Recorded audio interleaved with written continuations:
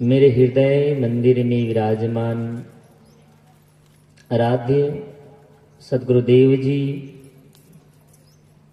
मंचासीन समस्त पूज्य गुरुजन, प्रातः स्मरणीय मुदमंगलमय संत समाज, साध्वी समाज, धर्म अनुरागियों, बंधुओं, भक्तिमयी वत्सल्यमयी करुणामयी माताओं, भाई बहनों एवं इस वसुंधरा के नन्हे मुन्ने प्यारे प्यारे बच्चों,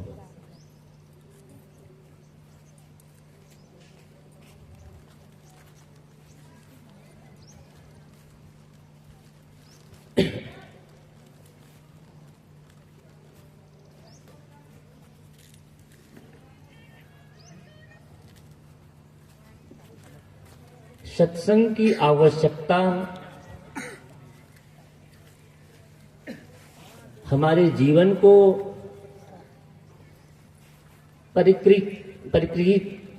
परिष्कृत करने के लिए, परिमार्जित करने के लिए बहुत ही आवश्यक है।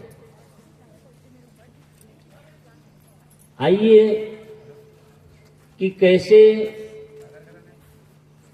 हम बच्चों को सुंदर संस्कार दें, अपने जीवन को कैसे संस्कारित करें, इस पर थोड़ा चिंतन करें, विश्लेषण करें। क्योंकि संस्कार के अभाव में ही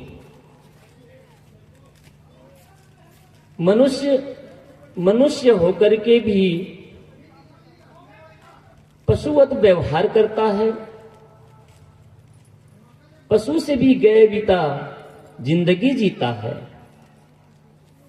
और आज समाज में जो विकृतियां दिखाई देती हैं, इसका कारण भी यही है कि समाज में सुंदर संस्कार का अभाव है।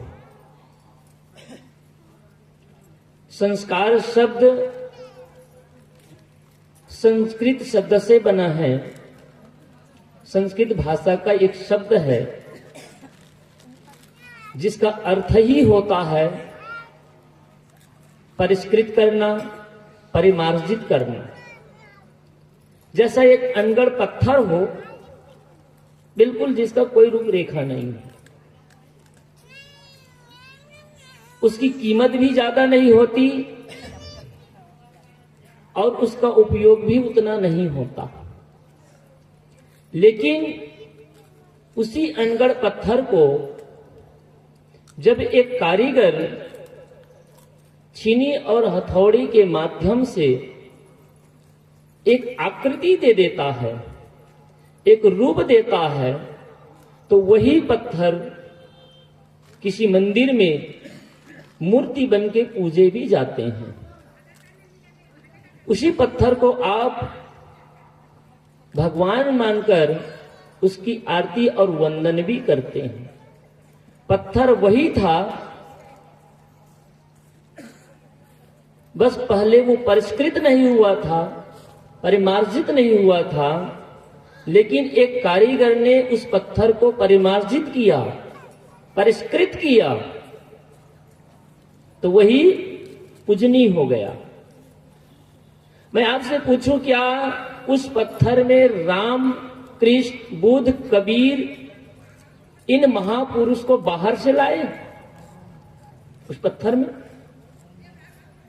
नहीं, कारीगर ने केवल छीनी और हथौड़ी से उस अंग को निकाल करके फेंका, उस अंश को निकाल करके फेंका जो अनावश्यक था।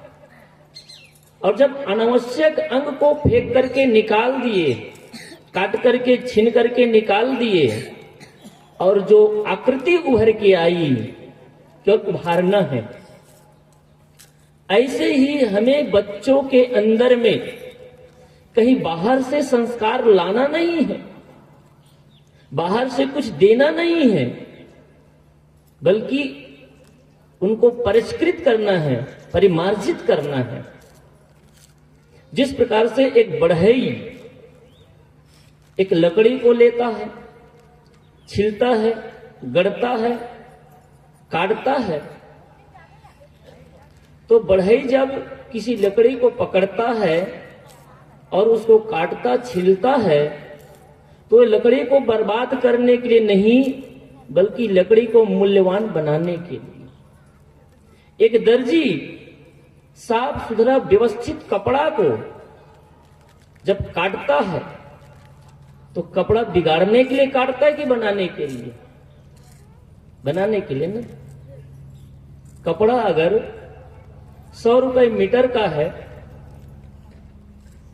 दुकान से जो खरीदे हैं, जब वही सलवार सूट के रूप में, पैंट के रूप में, कमीज के रूप में, ब्लाउज के रूप में, ये अन्य अन्य परिधान के रूप में जब बनकर तैयार होता है, तो उसकी कीमत 100 से 500 1000 रुपए तक भी हो जाती है, कीमत बढ़ जाती है। कितना महत्वपूर्ण है सोचिए।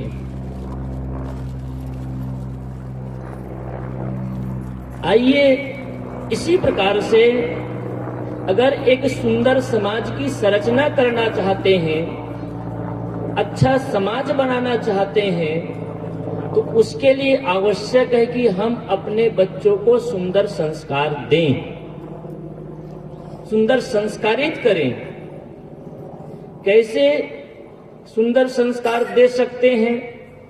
इसके कुछ चरण हैं जिन पर क्रमशः अगर हम अमल करें, उस पर ध्यान दें, तो निसंदेह हम एक स्वच्छ और व्यवस्थित समाज की संरचना कर सकते हैं।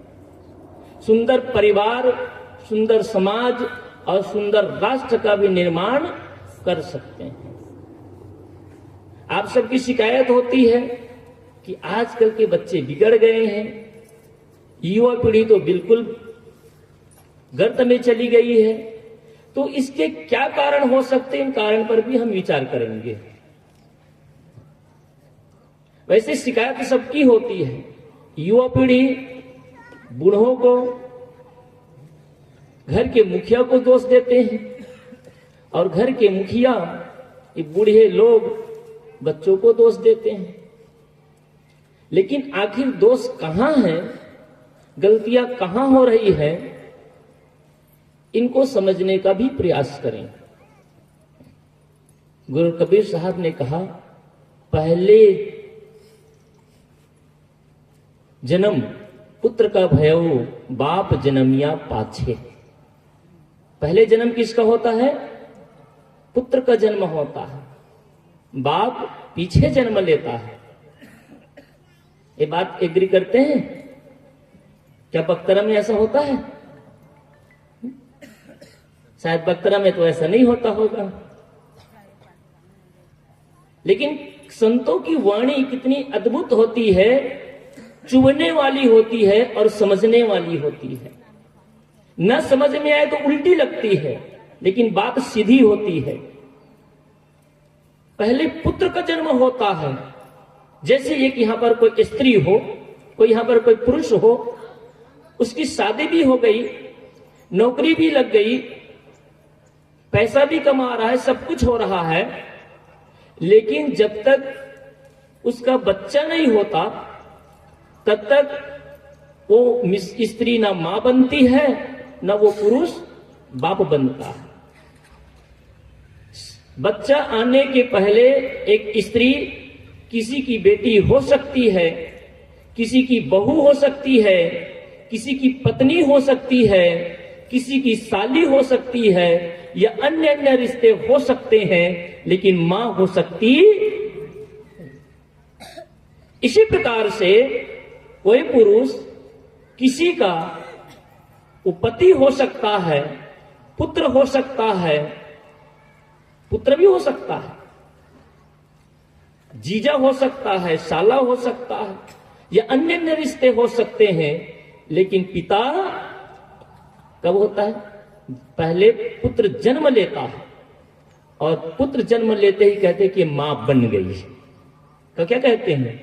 ये पिता, इसका मतलब पिता नहीं बने थे ना, जन्म हुआ उसके बाद आप पिता बने जी। जन्म होने के बाद आप मां बनी। तो पुत्र पहले जन्म हुआ कि मां या पिता? स्पष्ट हो गया, पुत्र जन्म लिया। कबीर साहब केवल इतना ही नहीं बताना चाहते, इसके माध्यम से यह संकेत करते हैं, अगर पुत्र सुपुत्र हो गया, पुत्र संस्कारी हो गया, तो वो संस्कारी जो पुत्र है वही संस्कारी पति हो सकता है, वही संस्कारी पिता हो सकता है, वही संस्कारी ससुर भी हो सकता है। जो पुत्री संस्कारी हो गई वही आगे चलकर के अच्छी छात्रा बन सकती है, अच्छी गृहिणी बन सकती है, अच्छी पत्नी बन सकती है और अच्छी बहू भी बन सकती है, और आगे चलकर के वही अच्छी सास भी बन सकती है। तो शुरुआत कहां? बच्चे से। अगर बीज ही खराब हो तो आप कितनों भी अच्छा गंगा जल डालिए, नीम के बीज से गन्ने की मिठास की कल्पना नहीं किया जा सकता। पानी वही है, जमीन वही है, सब कुछ वही है। बीजी असर के कारण एक ही जगह में आप मिर्ची लगा दीजिए, उसी जगह में आप गन्ने लगा दीजिए और उसी जगह में नींबू लगा दीजिए, तो पानी वही, खाद वही, जमीन वही, लेकिन तीनों में भिन्न रिजल्ट आएगा। क्यों? क्योंकि बीजी असर खराब है, बीज अलग अलग है। आइए इन्हीं चरणों को समझने का प्रयास करें। बच्चे को सुंदर संस्कार देने के लिए, समाज को सुंदर व्यवस्था देने के लिए, सुंदर समाज और देश का निर्माण करने के लिए पहला चरण है जन्म, बच्चे के जन्म के पूर्व, और जन्म के ही पूर्व नहीं बल्कि गर्भधारण के पूर्व जिस प्रकार के आप संतान चाहते हैं, जैसी आपकी भावना और कल्पना है, हर आदमी कल्पना करता है कि नहीं करता? मुझे ऐसी संतान चाहिए, कबीर जैसे संतान चाहिए, राम जैसे पुत्र चाहिए, सीता जैसी बेटी चाहिए, सावित्री जैसी बेटी चाहिए। ये आपकी कामना होगी। कोई ये तो ना कहेगा ना कि मेरा बेटा दुर्योधन जैसा हो, मेरी बेटी केकई जैसा हो, या फिर इन जैसे हो। क्योंकि संसार में दो ही प्रकार के लोग हैं, एक अच्छे लोग हैं और एक बुरे लोग हैं।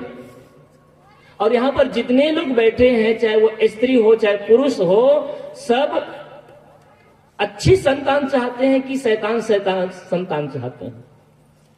क्या ऐसा शैतान संतान चाहते हैं जो बड़ा होकर के आपको जेल खाना में डाल दे, बड़ा होकर के आपको वृद्धाश्रम भेज दे, बड़े होकर के आपको भूखे मरने के लिए छोड़ दें? ऐसी संतान तो नहीं चाहते। अर्थात आप अच्छी संतान चाहते हैं, अच्छे बच्चे चाहते हैं। तो नीतिकार कहता है कि पहला चरण है गर्भधारण के पहले भी जैसी आप संतान चाहते हैं, जैसे बच्चा चाहते हैं, उसी के अनुरूप आप अपने को बना लीजिए, खुद को संस्कारित कर लीजिए। इसीलिए किसी नीतिकार ने सुंदर कहा है, बच्चे को संस्कार कब से दें? तो नीतिकार ने कहा कि बच्चे के जन्म के 20 वर्ष पूर्व। कितना सटीक है। आप जैसी संतान की परिकल्पना करते हैं वैसे ही आप पहले बनिए, क्योंकि जैसे सांचा होता है वैसे ही ईंट होती है, जैसे बीज होता है वैसे ही वृक्ष होता है। आप रात दिन लड़ते हैं, झगड़ते हैं, गलत खान पान करते हैं, गलत बोलचाल करते हैं, आपका जीवन बिगड़ा हुआ है, तो क्या आपके द्वारा उत्पन्न संतान राम बन पाएगा? आपके द्वारा उत्पन्न संतान क्या कृष्ण बन पाएगा? नहीं बन सकता ना। कृष्ण जैसे बच्चा चाहते हैं, राम जैसे चाहते हैं, कबीर जैसे, स्वामी विवेकानंद जैसे, बुद्ध जैसे, महावीर जैसे अगर संतान की अपेक्षा है तो उसके लिए उतना ही आप तैयारी भी करिए। आप अपने जीवन को सुंदर बनाइए। जैसे आपका विवाह हुआ उसके पहले जैसे भी आपका जीवन हो, लेकिन वैवाहिक जीवन को अपनाते ही आपकी जिम्मेदारी बढ़ जाती है। ये भोग के लिए नहीं है। गायत्री पीठ के आचार्य स्वामी आचार्य श्री राम शर्मा ने कितनी अच्छी बात कही है। मैं बार बार उसको मनन भी करता हूं, सभा में रखता भी हूं कि गृहस्थ जीवन एक तपोवन है और पति और पत्नी दोनों यज्ञ करते हैं एक सुंदर समाज की संरचना के लिए, संतति उत्पत्ति के लिए। आपकी बहुत बड़ी जिम्मेदारी है। संतों से भी कहीं बड़ी जिम्मेदारी आपकी है, क्योंकि आपके द्वारा एक नई सृष्टि का जन्म होगा, आपके द्वारा एक सुंदर परिवार का जन्म होगा। इसलिए आप सबकी जिम्मेदारी और बड़ी है। इसलिए गृहस्थ जीवन भोग के लिए नहीं, संयम के लिए है, मर्यादा के लिए है। समाज की व्यवस्था बनी रहे, मर्यादित जीवन हो, इसके लिए गृहस्थ जीवन अपनाया जाता है, भोग के लिए नहीं। तो इसलिए पति और पत्नी जिस दिन से अर्धांगा और अर्धांगिनी हो जाएं, इसीलिए हमारे यहाँ विवाह को एक संस्कार कहा गया है। सुंदर संस्कार है ये। लेकिन आज विवाह को भी लोग केवल मौज मस्ती और हंसी का, नाच कूद का एक महोत्सव मना लेता है। एक यज्ञ है, एक आहुति है, एक संस्कार है। एक वर और वधू को सुंदर संस्कार दिया जाता है, कैसे तुमको एक नए जीवन का शुरुआत करना है, कैसे अच्छी जिंदगी जीना है। तो माताएं लोग भी ध्यान दें कि आप सुंदर संस्कारी बने, अच्छा बने। तो पहला चरण है कि गर्भधारण के पहले आप जैसी संतान की भावना करते हैं, अपेक्षा रखते हैं, वैसे ही आप अपने तन और मन को बनाइए, तन और मन को। दूसरा चरण है गर्भधारण, जिसको 16 संस्कार में पहला संस्कार कहा गया है, गर्भधारण संस्कार। भारतीय संस्कृति में या फिर जो वैदिक शास्त्र को पढ़ते हैं या वैदिक शास्त्र के ज्ञाता हैं, तो आप जानते हैं कि भारत में 16 संस्कार, भारतीय संस्कृति में, धर्मशास्त्र में 16 संस्कार की चर्चा है। पहला संस्कार जानते क्या है? गर्भधारण संस्कार। अंतिम संस्कार तो आपको पता है, मृत्यु संस्कार। लेकिन पहला संस्कार है गर्भधारण संस्कार। हमारी संस्कृति कहती है कि जब पति और पत्नी संतति उत्पत्ति के लिए सुंदर भाव करते हैं और भावपूर्वक जब मिलते हैं तो मन में ऐसी शुभ भावना हो, ऐसी पवित्रता हो, और जैसी पवित्रता होकर के आप भावना करते हैं वैसे पुत्र की प्राप्ति आपको होती है। और इसका दृष्टांत मिलता है महाभारत में। महाभारत में जब व्यास जी मां गंगा के निवेदन में, उसकी मां गंगा है जिसका नाम सत्यवती के नाम से आप जानते हैं। सत्यवती कहती कि बेटा, मेरी जो संतान थी, जो मेरा बेटा था, अब दोनों तो मर गए, दोनों रह नहीं गए। मेरी बहुएं विधवा हो गई है। अब इस देश को चलाने के लिए कोई राजा भी नहीं है और कोई वारिस भी नहीं है। पहले तो भीष्म पितामह को मनाया गया। भीष्म पितामह ने कहा कि मैंने प्रण लिया है कि मैं विवाह भी नहीं कर सकता और मैं किसी स्त्री के संग प्रसंग में पढ़ करके बच्चा उत्पन्न भी नहीं कर सकता।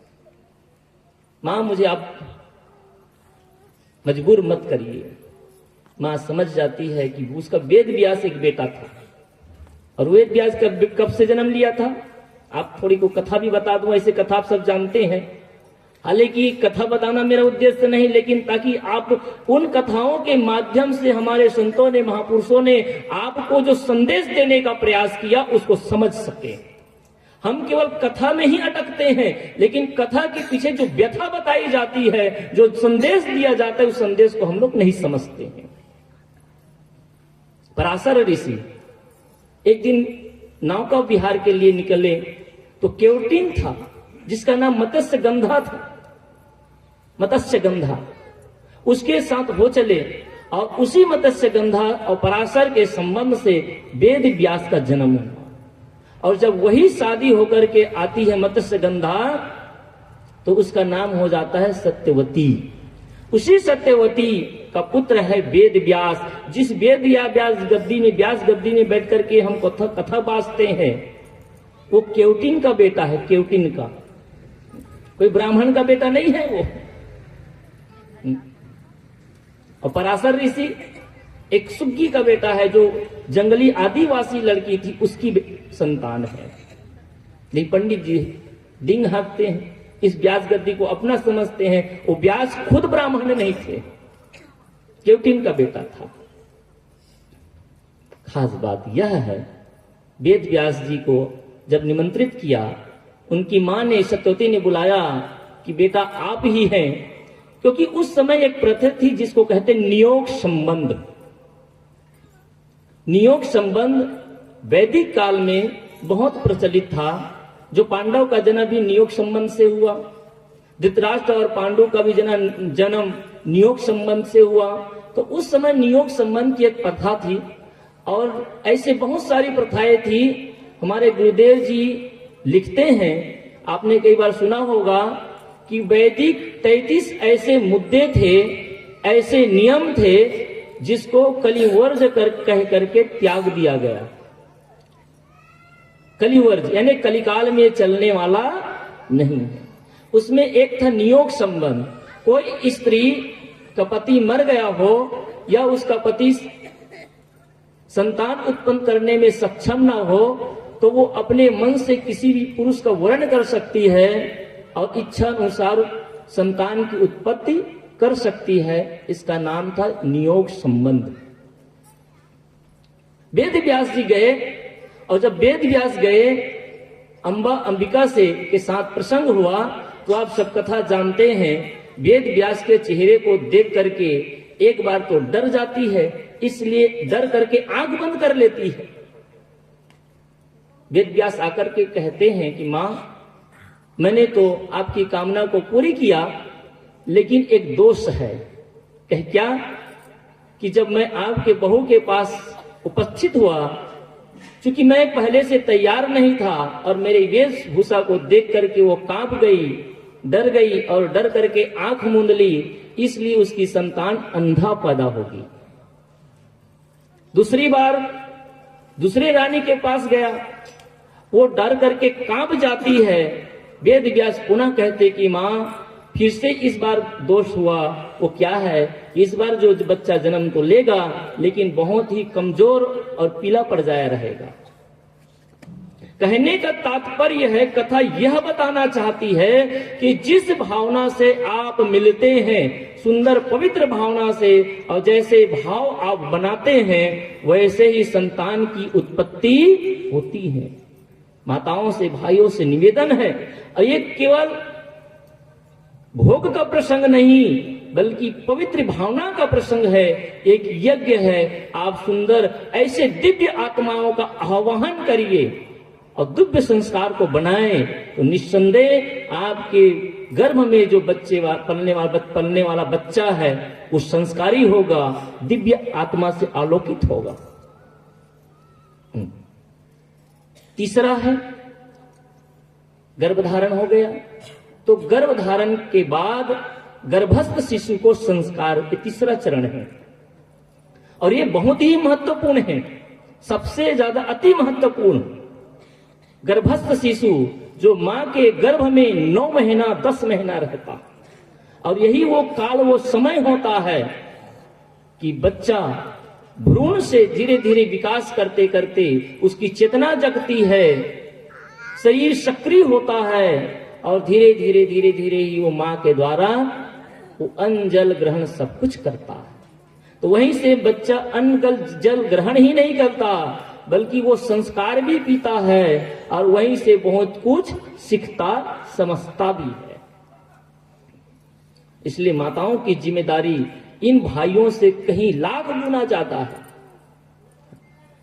क्योंकि आपके गर्भ में इन भाइयों का और परिवार की जिम्मेदारी इतनी है कि जब कोई बहन, कोई स्त्री, कोई माँ किसी बच्चे को गर्भ में रखी हो, धारण की हो, उस समय घर के वातावरण को शुद्ध बनाना, एक व्यवस्थित और अच्छा सुंदर वातावरण देना, उस स्त्री का पोषण का ख्याल रखना, उसको आराम देना, उसको धार्मिक क्रिया में संलिप्त रखना, ये घर के मुखिया का जिम्मेदारी है, परिवार की जिम्मेदारी है, पति की जिम्मेदारी है। और जब तक वो संतान गर्भस्थ जो पेट में पल रहा है तब तक किसी प्रकार का कोई ऐसा व्यवहार न हो परिवार के द्वारा, पति के द्वारा और उस स्त्री के द्वारा जो गर्भ धारण करी है, उसका बोलना, उसका खाना, उसका चलना, उसका व्यवहार करना सब संतुलित और मर्यादित हो। अगर संतुलित व्यवहार करते हैं, मर्यादित व्यवहार करते हैं, लेकिन देखने को मिलता है कि हमारी बहनें, माताएं बच्चे को धारण भी करी है गर्भ में, लेकिन क्रोध करती हैं, झूठ बोलती हैं, गाली देती हैं, गलत गलत खान पान खाती पीती हैं और गलत गलत व्यवहार भी करती हैं। यही सब प्रभाव आपके बच्चे को पड़ता है। और जब बच्चा बड़ा होता है ना, तो आप कहते कि साहेब हमारे घर में तो कोई ऐसे नहीं, कैसे ये लड़ाई सीख गए। सही कि नहीं? हमारे संत एक जने उदाहरण बार बार देते हैं। अब बात कितनी सच है वो अलग बात है, लेकिन समझने वाली बात है कि एक माँ थी, उसका बेटा बहुत उधम करता था, बहुत परेशान करता था, किसी को भी मार देना, किसी का कोई वस्तु छीन लेना। वो डॉक्टर के पास गया, मनोचिकित्सक के पास गया कि ये छोटा सा है, मुश्किल से 5 साल का है, लेकिन ये जो बेटा है, अन्य जितने बच्चे हैं वो अच्छे हैं, हमारे घर का वातावरण अच्छा है। आप लोग यही तर्क देते हैं ना, हमारे घर के लोग संस्कारी हैं, हम लोग सत्संग में जाते हैं, हमारे घर के बेटी ऐसे नहीं है, लेकिन ये कैसे पता नहीं बिगड़ गया। तो वो मां मनोवैज्ञानिक के पास गई, तो मनोवैज्ञानिक रूप से ही देखेगा उसको। फिजिक्स के कोई डॉक्टर है उसके पास, फिजिक्स के रूप में देखे, भौतिक दृष्टि से देखेगा, लेकिन मनोविज्ञान का डॉक्टर तो मनोवैज्ञानिक रूप में ही देखेगा।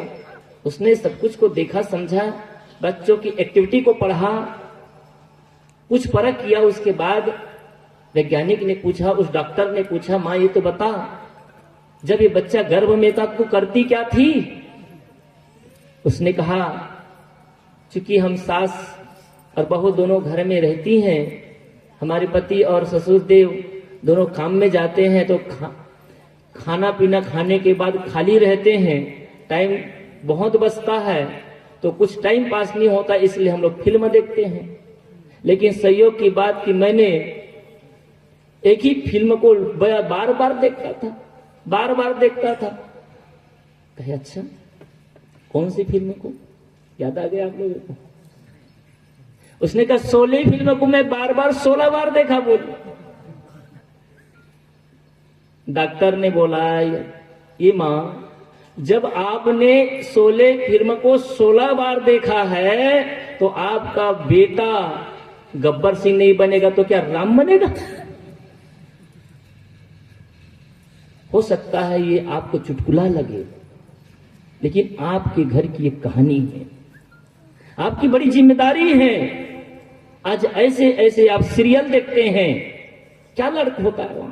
केवल सास बहू की लड़ाई, देरान जेठान की लड़ाई, घर तोड़ने और फोड़ने की लड़ाई, यही तो है। अरे वो स्टार चैनल वाले आपको दिखा दिखा करके खरबपति बन गए। ये विदेशी सब चैनल है और आपके जीवन को नरक बनाते हैं। आप क्या समझते हैं आपका मनोरंजन होता है? आपके मनोरंजन के आड़ में वो षड्यंत्र रचते हैं और आपके घर और परिवार को भी वो तोड़ते हैं। इसलिए मनोरंजन के नाम में आप कुछ भी मत देखिए। ये सोशल मीडिया आया है, ये मोबाइल आया है।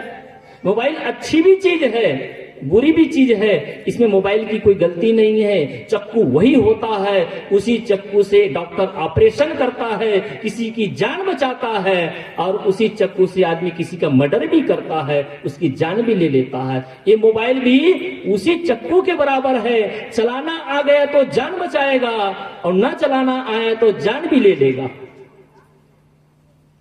तो जिस प्रकार से हम चक्कू को किसी बच्चे के हाथ में नहीं देते हैं क्योंकि उसको पता नहीं होता है कि चक्कू को चलाएगा कैसे, इसी प्रकार से जिसको चलाने की अकल ना हो उसके हाथ में मोबाइल भी नहीं देना चाहिए। इसलिए माता बहनों से मेरा विनय है, विनती है, कम से कम जब तक आपके गर्भ में बच्चा पल रहा हो आपको सात्विक होना चाहिए। कथा सुनिए, पूजा करिए, साहित्य पढ़िए, घर के वातावरण को शुद्ध रखिए। आप क्रोध न करें। अरे अपने लिए ना सही, हम जिंदगी आज तक अपने लिए जीते आए हैं। कम से कम एक बार अवसर मिला है, मां जैसा गौरव, मां जैसा पद आपको मिलने वाला है। अरे नेता बनने के लिए आदमी खरबों की संपत्ति लगाता है, नेता बनने के लिए वो आदमी एक एक आदमी घर में जाकर के पैर पड़ता है, क्या क्या कुकर्म नहीं करता और क्या क्या काम नहीं करता एक नेता का पद पाने के लिए। और आपको मां का गौरव मिलने वाला है, मां का पद मिलने वाला है, पिता का पद मिलने वाला है। क्या इस पद के प्राप्ति के लिए क्या आप बलिदान नहीं दे सकते, निछावर नहीं कर सकते? करिए। अगर ऐसा कर लेते हैं तो देखिए कि आपकी जो संतान होगी वो रावण बनेगा कि राम बनेगा, कहने की बात नहीं है। रावण को भी आप जन्म देती हैं और राम को भी आप जन्म देती हैं, कृष्ण को भी आप जन्म देती हैं और कंस को भी आप जन्म देती हैं। ये आप पर निर्भर करते हैं कि आप क्या जन्म देना चाहती हैं। इसलिए माताओं से मेरा विशेष आग्रह है कि आप अपने जीवन को सात्विक बनाएं, आप अपने मन को सात्विक रखें, शुभ भावना रखिए, गलत मत बोलिए, गलत मत खाइए, गलत मत देखिए। ये आहार है ना, भोज मुख से जो करते उसको आहार कहते, आहरण करना, ग्रहण करना। तो आप मुख से जो ग्रहण करते हैं उसको भी सात्विक रखें और 5 ज्ञान इंद्रियों से जो ग्रहण करते हैं उसको भी सात्विक रखिए। शास्त्र वचन है, आहार शुद्ध हो सत्य शुद्धि, सत्य शुद्धि ध्रुव स्मृति। आहार के शुद्ध होने से सत्य शुद्ध होता है, अंतःकरण शुद्ध होता है। अगर अंतःकरण की पवित्रता चाहते हैं तो उसका पहला सूत्र है कि आपका आहार शुद्ध हो। और आज सबसे ज्यादा अगर बिगड़ा है ना तो आहार ही बिगड़ गया है। आज आदमी खाना नहीं जानता है, ऐसी ऐसी चीज को खाता है, मुख से जो खाता है उसी की बात कर रहा हूं।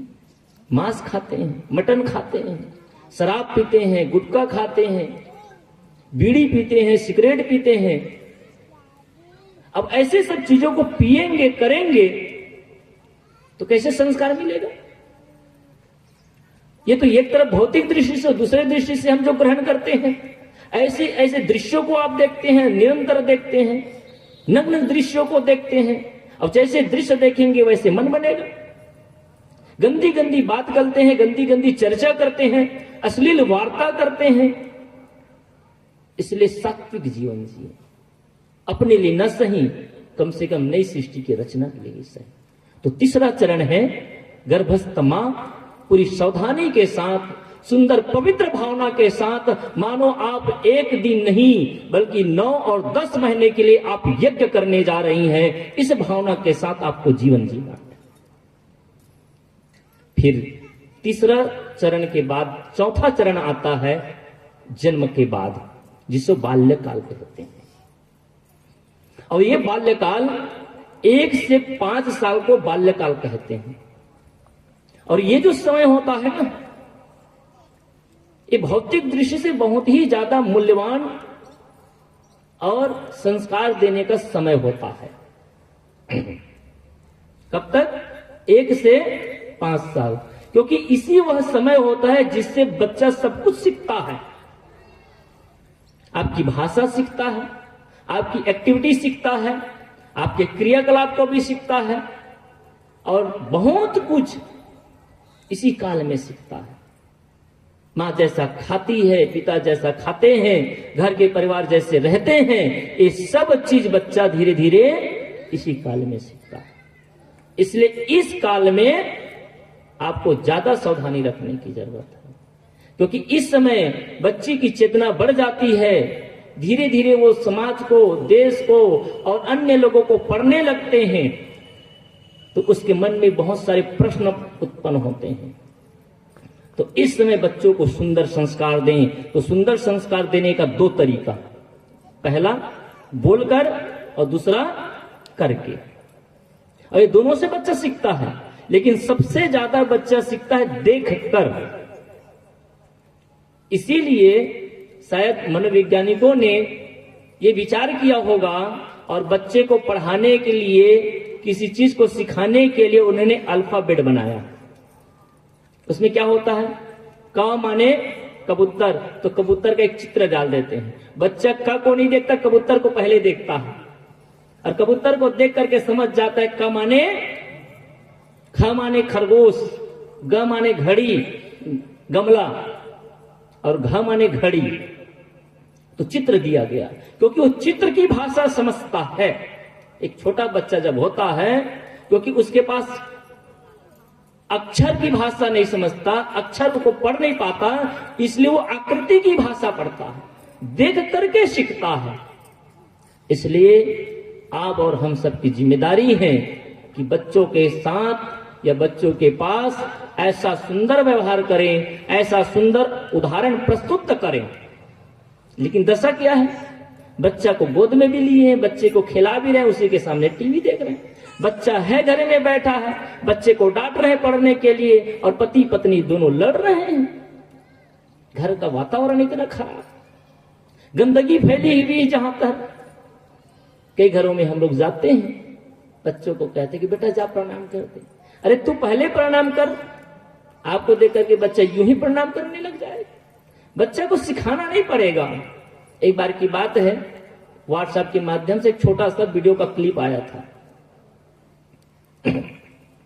पति और पत्नी दोनों पुस्तक निकालकर पढ़ रहे थे, तो पढ़ते हुए देख करके उसका बेटा भी पढ़ने लगा। एक तीसरा व्यक्ति जो बैठा था, उसने कहा भाई क्या आप लोग गजब हैं, आजकल की दुनिया में लोग मोबाइल लेकर के बैठते हैं। बस सही है ना, थोड़ा सा टाइम पास करने के लिए सही, और आपका बच्चा इस उम्र में किताब लेकर के बैठा है। तो उस माँ कहती है कि भैया बच्चा वह नहीं करता जो हम कहते हैं, बल्कि बच्चा वही करता है जो हम करते हैं। कितनी अच्छी बात है। बच्चा वह नहीं करता जो हम कहते हैं, बल्कि बच्चा वही करता है जो हम करते हैं। आप बच्चे को अगर सुंदर संस्कार देना चाहते हैं, तो आप वही करिए जो बच्चे से आप अपेक्षा रखते हैं।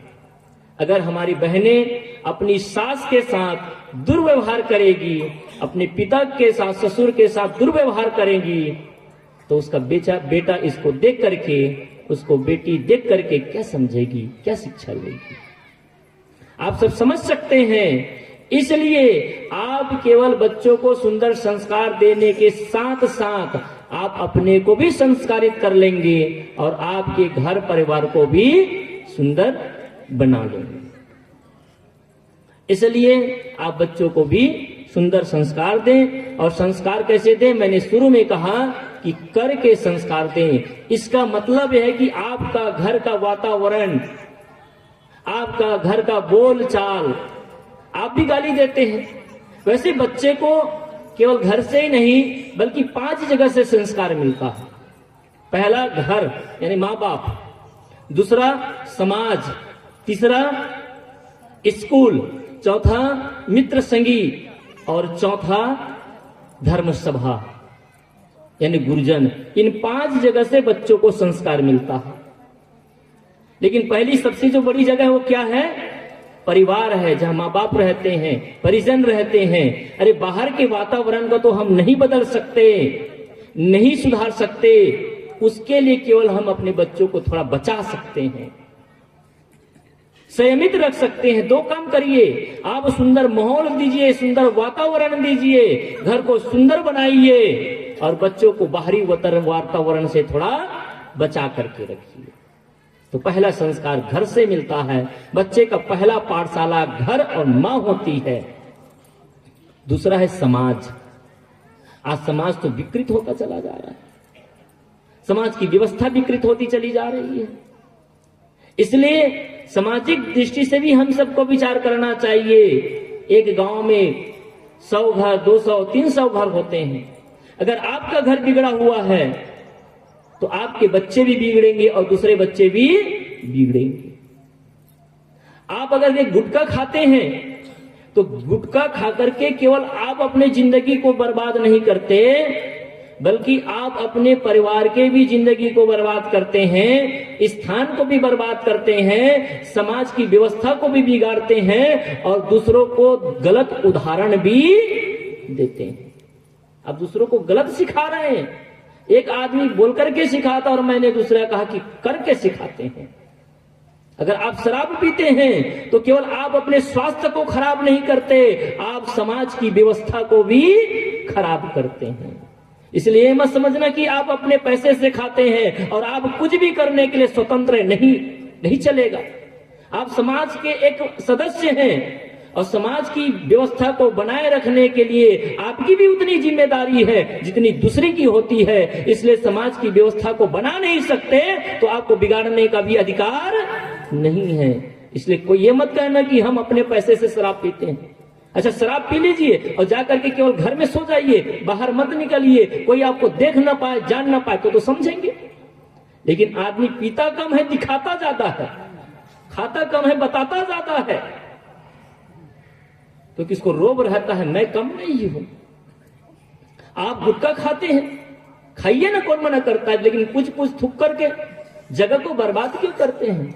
आज भारत के सार्वजनिक ऐसा एक भी जगह नहीं है, हॉस्पिटल जाइए, रेलवे स्टेशन जाइए, कोई भी ऑफिस में जाइए, जहां कोना दिखेगा ना तो समझ लीजिए उसको पोतने की जरूरत, ये दशा है। हम उस देश के लोग हैं जहां कहते हैं कि आत्मा और परमात्मा की चर्चा होती है। अरे आत्मा परमात्मा की चर्चा तो तब करें जब हमारा धरती को हमने नरक बना दिया है। हम स्वर्ग की खोज करना चाहते हैं। अरे कहीं स्वर्ग में जाने की जरूरत नहीं और स्वर्ग खोज करने की जरूरत नहीं, जो स्वर्ग रूपी धरती था इसको तो हमने नरक बना दिया। अगर उस स्वर्ग कहीं होगा और उस स्वर्ग में भी अगर हम चले जाएं तो उसे भी हम नर्क ही बना देंगे, क्योंकि नर्क बनाने की हमारे पास मशीन है कि नहीं? इस शरीर ही नहीं, हमने अपने शरीर को खराब किया, समाज को खराब किया, देश और राष्ट्र को खराब किया और इस धरती को भी खराब कर दिए। इसलिए आप खुद स्वस्थ जीवन जिए, सुंदर जीवन जिए, सुंदर समाज की व्यवस्था करें और जब सुंदर समाज की व्यवस्था होगी तो सुंदर राष्ट्र का निर्माण होगा। आपने कई बार सुना होगा हमारे राजनीतिक पार्टी के माध्यम से, नेताओं के माध्यम से कि राष्ट्र का निर्माण करना है। तो राष्ट्र का निर्माण कैसे होता है? केवल देश विकास करे, पैसा और पैसा बढ़ जाए, पैसे से देश का निर्माण नहीं होता है, याद रखना। पैसे से देश का कल्याण नहीं होता है। हमारी अर्थव्यवस्था और हमारे देश का टर्नओवर बहुत बढ़ जाए, हम लाखों मिलियन का टर्न इकोनॉमिक में बना ले, लेकिन अगर हमारे जीवन स्तर खराब है, हमारा समाज खराब है तो राष्ट्र निर्माण हो सकता नहीं। राष्ट्र निर्माण करने की शुरुआत व्यक्ति निर्माण से होता है। अगर आदमी व्यक्ति का निर्माण कर लेता है, अपना सुधार कर लेता है तो राष्ट्र का एक इकाई का तो सुधार हो ही गया। किसी ने सुंदर कहा है, अच्छे इंसान की खोज मत करो, शायद मिले या ना मिले। ये सूत्र याद रखिए। मैं अपने माने को विराम करता हूं। सूत्र है, अच्छे इंसान की तलाश मत करो, क्या पता मिले या ना मिले, लेकिन खुद अच्छे बन जाओ, शायद किसी की तलाश पूरी हो जाए। अच्छे इंसान की तलाश मत करो, क्या पता मिले या ना मिले, लेकिन खुद अच्छा बन जाओ, शायद किसी की तलाश पूरी हो जाए। और यही संकल्प के साथ कि आज हम अपने जीवन को सुंदर और बेहतर बनाएंगे और किसी की तलाश पूरी हो जाए, इसी भावना के साथ मैं अपनी वाणी को विराम करता हूं। बोले सद्गुरुदेव की जय।